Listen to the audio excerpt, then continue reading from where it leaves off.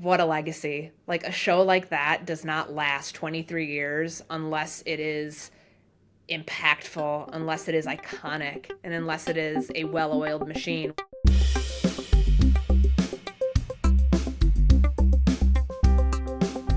Court, I want to wrap up with this. Coming to present day, we are, I guess this episode's coming out right around the end of Around the Horn, which you've been an integral part of the past couple years. Not obviously for the entirety of it, but you've been on there a lot. It's meant a lot to you. I want to kind of give you the platform because I think so many people who have broke into this industry, certainly in our generation, got started watching Around the Horn when they got home from school. Yep. And to see newspaper writers, journalists get that platform, I think was really important to so many people to just see that. And you got to live it. You, as I said earlier, you hosted an episode as we're recording this earlier today. What did that show mean to you? And kind of what do you kind of hope the legacy is from it? Man, I was one of those kids. Seventh grade was when the show came on because PTI came on 2 years before Around the Horn. And I would come home after school. That happy hour spot, 4 to 5 p.m. Central Time, was the same for the better part of 23 years.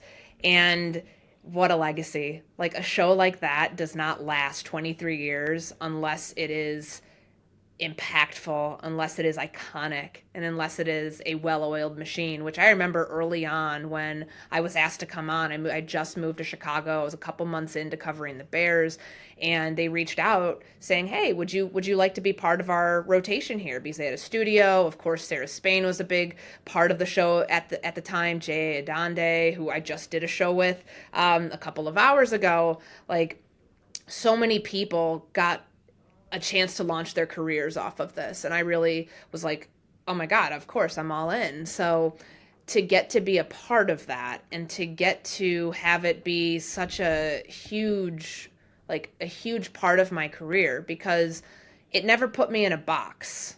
I was able to talk about so many different things on Around the Horn, whether it was the Bears when they were relevant to the show, whether there was news, regarding the team, the NFL at large, but also getting to, talk about the NBA, talk about baseball, talk about women's sports, talk about the NHL, social issues in sports that, certainly came up at times.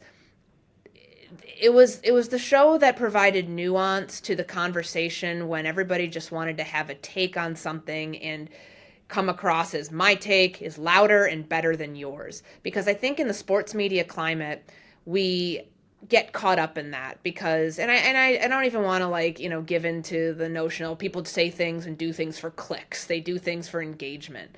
Some people do. Around the Horn never cared about that. And I truly think, and I know you mentioned this gave back in 2002 when it went on the air, it gave sports columnists Jackie McMullen, Bob Ryan, Bill Plaschke, Woody Page, Tim Cowlishaw, Jerry Mariotti, people who were the ones giving educated opinion and opining about it in a way that made you a smarter consumer of sports. Those were the people who started Around the Horn. And I really appreciated that over the years, the show never tried to get away from that model. We had writers on this show. And I'm a writer.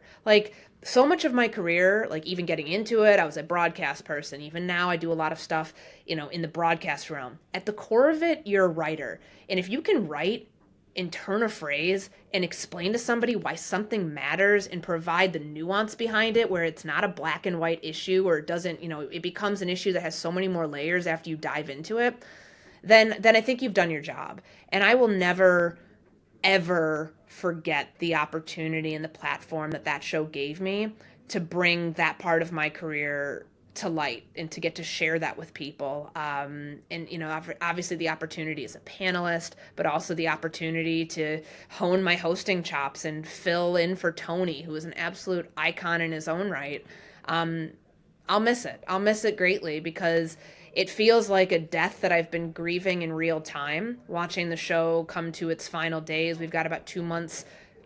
I just noticed it. 2 months from the day, May 23rd, I believe, will be the last Around the Horn. And it's tough to think about that. It hasn't hit me yet. I'm sure as we get closer, I'll definitely be feeling the pending end even more. But I'm just so grateful for it, because this is a platform that I never, when you're watching the show growing up, you always dream that that's cool. I want to chop it up with these people too. I want to come in and give my opinion and talk about things in with context, and getting to do that for the last 3.5 years has been, the opportunity of a lifetime for me in my career. Well, Courtney, one of our favorite things in that Bears media room is when Around the Horn is on the TV in Yeah. our room and you're sitting next to us. Real meta situation. But we're always It's like Inception. we are your biggest fans, and it's been fun to get to see you be a part of that show. And now listeners to this podcast know that the same person who was doing a Periscope at 6 a.m. of National Signing Day has gotten to also That be life can be yours too, for the right There we price. go.